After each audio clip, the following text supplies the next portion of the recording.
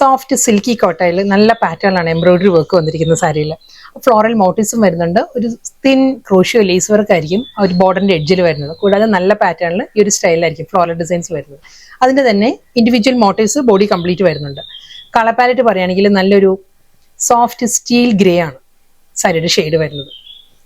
ഒരു silver grey ടോണിൽ ഈ ഒരു പാറ്റേണിലായിരിക്കും ആ ഒരു ബോർഡറിൽ എംബ്രോയിഡറി വർക്ക് വരുന്നത്. ആ ഒരു ഗ്രേ ടോണിൽ തന്നെയുള്ള സിമ്പിൾ ലേസ് വർക്ക് ആയിരിക്കും എഡ്ജിൽ വരിക. ബോഡിയിൽ വരുമ്പോൾ മോട്ടീവ്സ് വരുന്ന ഈ ഒരു പാറ്റേണിലാണ്.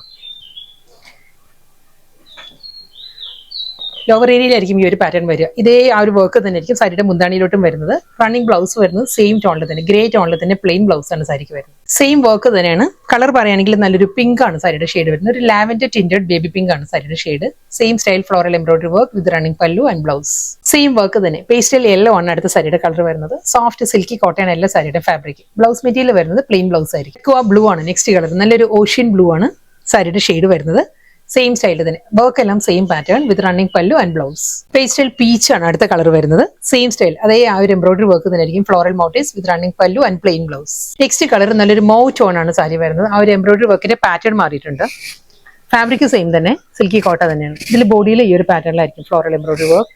ലോവർ ബോർഡർ വരുമ്പം ഈ ഒരു സ്റ്റൈലിലാണ് ആ ഒരു ത്രെഡ് വർക്ക് വന്നിട്ട് സെയിം അതേ മൗ ടോണിൽ തന്നെയുള്ള ക്രോഷ്യോ ലേസ് ആയിരിക്കും വരുന്നത്. ലോവർ ബോർഡറും പല്ലും എല്ലാം സെയിം ഇതേ പാറ്റേണിൽ തന്നെയാണ് വരുന്നത്. ആ ഒരു ബോഡിയിൽ ഫുൾ ഈ ഒരു മോട്ടീവ്സ് വരുന്നുണ്ട്. ബ്ലൗസ് വരുന്നത് പ്ലെയിൻ ആയിരിക്കും.